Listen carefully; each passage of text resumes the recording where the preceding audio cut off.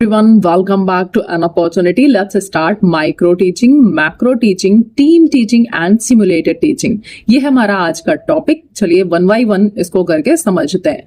सोचिए एक नए टीचर को ट्रेनिंग दी जानी है. उसको पूरी क्लास के सामने पूरा चैप्टर पढ़ाने के बजाय पहले छोटे ग्रुप के सामने सिर्फ एक छोटी सी स्किल प्रैक्टिस कराई जाती है, जैसे सिर्फ क्वेश्चन पूछना या फिर बोर्ड पर लिखना.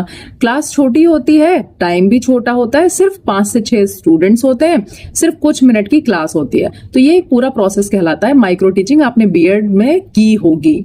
ओके, तो माइक्रो टीचिंग को कहते हैं टीचिंग इन मिनिएचर. ये एक फैक्चुअल पॉइंट है, याद रखना. मतलब क्लास साइज और टाइम दोनों स्केल डाउन कर दिए जाते हैं और फोकस सिर्फ एक स्पेसिफिक टीचिंग स्किल पर होता है. डीडब्ल्यू एलन ने साल 1966 में इसको डिफाइन करते हुए कहा, a scaled down teaching encounter in class size and time.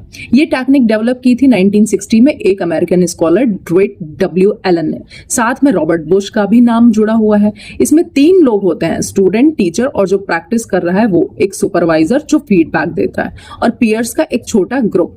Okay, इसका क्वेश्चन लास्ट जून के एग्जाम में आया गया है, याद रखना.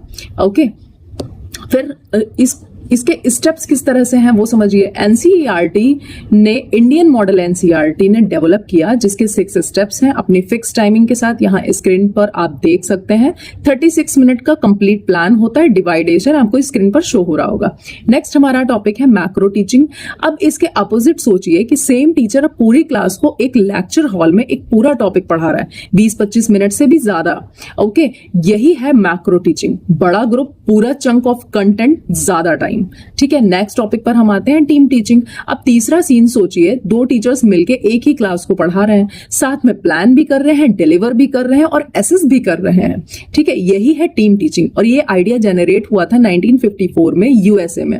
और इसकी खासियत क्या है कि इसमें शेयर्ड रिस्पॉन्सिबिलिटीज होती हैं, कोलैबोरेटिव डिसीजन मेकिंग होती है और यूनिफाइड अप्रोच होती है. लास्ट हमारा बचता है सिमुलेटेड टीचिंग.